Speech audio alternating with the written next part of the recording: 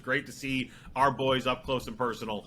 But, yeah, let's get over to the Lions and the Eagles, which will be on noon on Fox this Sunday. NFL season kicking off this week. We have the Rams and the Bills kicking off tonight while we're recording. But for everyone else of us that are not fans of the Rams or the Bills, all of our games are coming this Sunday and then Monday night. So Lions, Eagles, noon on Fox on Sunday. The all-time series, 18-16-2. The Eagles lead it. Pretty close series. Last year, not close at all. The Eagles won 44-6 on Halloween. Predicting something a little different this time around, I think, Ryan. I don't think it's going to be 44-6. I think the Eagles are going to put a healthy beating on the Lions, though. Yeah. Oh, spoiler alert. I mean, I like the Eagles a lot. We were, and we might still do it at one point, like Super Bowl predictions. We did our division predictions last week, and we both picked the Eagles to win the NFC East. And they're a really, really well-rounded team. They have a kind of big question mark at quarterback with Jalen Hurts, but I would say Jalen Hurts at least isn't bad. Like, the question is he just, like, okay, or is he a good upper echelon quarterback in the NFL? Regardless of kind of where he lands on that spectrum, though, I don't know that it matters when they're going up against the Lions. I think they just have so much talent everywhere else, and the Lions might be without Frank Ragnow. He didn't practice today. Vitae didn't practice either, so the offensive line is starting to, deteriorate before we even hit week one. And the strategy stuff I'm hearing from the Lions, whether it's moving Sewell, and they were moving Ragnow around, and now he's hurt, so he's probably just not going to play anyway, but moving Sewell around to right guard or like wherever, I don't like any of that. I think the Eagles have a good defensive line. They have Fletcher Cox. They have Brandon Graham on that defensive line, and a strong defense overall. They added to it in the offseason. Chauncey Gardner-Johnson they just traded for. They have Avonte Maddox and Darius Slay, obviously, former Lion, and then whoever else is in that secondary is good too. His name just escapes me right now. But it's a really good team. I think the Lions are going to have a lot of trouble with a running quarterback, which Jalen Hurts can certainly be. And then they also added A.J. Brown, and they have Devontae Smith, Dallas Goedert on the other end of them, as weapons. And I just think I don't like that recipe at all for this Lions defense, and I don't know that our offense is going to have a good amount of success against that defense if their offensive line is dropping like flies. Yeah, I mean, I'm 100% with you on this. The trenches are where it's killing us right now, and this is the area that we've been focusing on as far as building up. But then, like you said, Halapoulivaati Vaitai is on injury reserve. The man that they were trying to replace him, Tommy Kramer, is out as well. Has a back injury, and then everything you were talking about, where they were talking about moving Penei Sewell to right guard, moving center, Frank Ragnow as well, and they're both hurt. So Penei's not hurt, but just moving these guys around to try and fill these gaps. And the whole hype was behind this, starting five front line that is now not going to be there. So what are you supposed to do when, exactly like you said, you have Fletcher Cox, you have Jordan Davis that they brought in now, in the draft. You have these guys, you added, Hassan Reddick. You have Jason Hargraves. You have Brandon Graham, like you mentioned. There's all of these guys that are going to disrupt what the Lions are going to try to do. And with how bad we've seen our defense be, it's all reliant on the offense putting up so many points that the defense can't ruin it for them. Well, when our O-line is this banged up, Philly already has this talented of a D-line, and now they're going against a banged-up O-line, which is going to shut down the running game, which is going to cause problems for Goff. And then not to mention that you have a situation with our wide receivers versus their cornerbacks, and then you flip it around to our wide receivers, their wide receivers versus our cornerbacks. It doesn't sound like a good recipe for the Lions to win this football game. It doesn't. It just doesn't. One thing that the Lions want to do, you mentioned the offense has to score a bunch of points so that the defense can give up points and we can still win games. The offense also wants to control the pace and control the game and run the ball. And having a healthy offensive line will aid in that, but they don't have that right now. And with the Eagles having such a good defensive line, specifically the interior of their defensive line, where you're not going to be able to just run right up the middle against them like you might with some other teams. And not that that is necessarily DeAndre Swift's strength. You know, we heard Deuce Staley yell at him, cut inside, cut inside, cut inside. Stop trying to bounce outside. But the Eagles are really good on the inside. And now if they're forcing a team who wants to run the ball to just go outside, usually that's not something that is going to work out for you. And with, you know, even again, Jared Goff versus Jalen Hurts. I think Jalen Hurts is better than Jared Goff. I don't know that either are that great, but I would rather have Jalen Hurts as my quarterback. So even if you're like, hey, man, the Lions are okay because Jalen Hurts stinks, I still think the Eagles have the quarterback advantage in this matchup. And there's been a lot of talk about the Lions' weapons. You know, Amon-Ra St. Brown, of course, came on last year as a rookie. Everybody's really excited about him. Still have T.J. Hawkinson, who's probably a top 8 or 9-ish tight end in the NFL. And then, you know, obviously DeAndre Swift.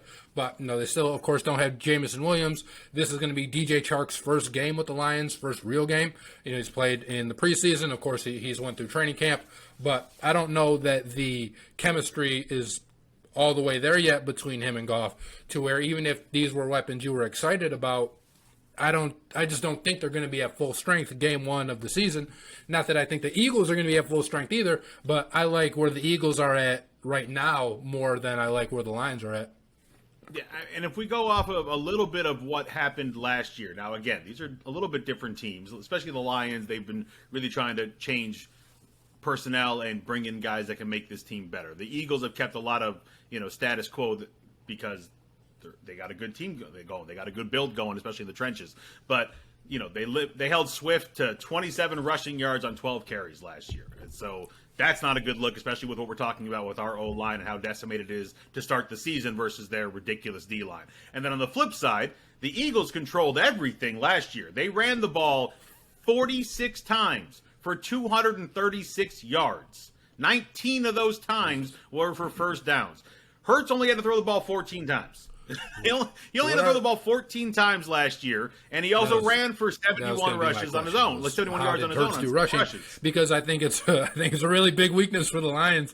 And if Hurts was able to expose it last year, the fact that the Eagles have more weapons this year, I don't think that bodes well for the Lions at all, because we know their linebacking unit is still not good. I mean, they're about to possibly start Malcolm Rodriguez, or at least play him a lot. And we all love Rodrigo, second most requested jersey according to the coaches on Hard Knocks, but it's still a 6th-round draft pick, like from this year, that you're just throwing in there and expecting to make your defense better. And the scary part is that he might make it better, but that means your defense is already really bad, and it's probably going to continue to be really bad. And there's so many reasons that I don't have hope for the Lions in this game. Well, yeah, and you know, let's get to another one of those reasons. Another one of those reasons: A.J. Brown on one side, Devontae Smith on the other. We've seen our secondary. It's not good. It's not good. And Devontae Smith has a ton of chemistry with Jalen Hurts. They did it in college, and they started to do it last year. Devontae Smith had a really strong rookie season. He finished 4th in receiving yards, 6th in receptions. He was 5th in targets. He was tied for 4th in touchdowns. And then you add A.J. Brown, who is, you know, now you have like an argument of who's won, because they both have the possibility to be legitimate number 1 wide receiver. And then you add in, like you said, Dallas Goedert as tight end. Like, there's 3 passing weapons right there that I don't know how the Lions are stopping any of them. Tight end has been our weakness as far as stopping for the longest time. We just leave them alone or don't even guard them, apparently. And then between Ayo and Jeff Okudah, who I'm still not sold on, I don't know. You know, they're probably putting on Huarie on A.J. Brown most likely, so they're going to put Okudah on Smith.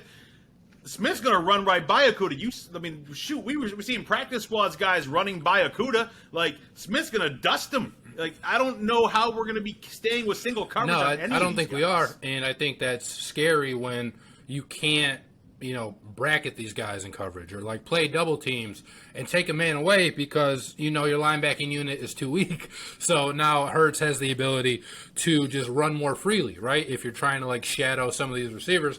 And Devontae Smith is a guy that Lions fans should be very familiar with, because before we got Jamison Williams this year, he's who a lot of the fans wanted to pick last year. So they were eyeing every Alabama game. Heisman winner, Devontae Smith.